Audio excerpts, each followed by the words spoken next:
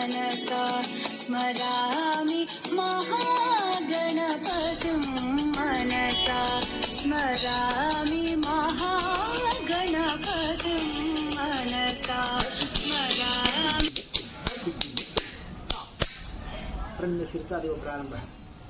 प्रणम्य शिरसा देवो पितामहामहेश्वरौ नाट्यशास्त्रं प्रवक्ष्यामि ब्रह्मणा यदुदाहृतं देवतानां शिरस्तुस्तु गुरूणाम् आस्य संस्कृतः वक्षस्थश्चैव विप्राणां शेषे त्वनियमः।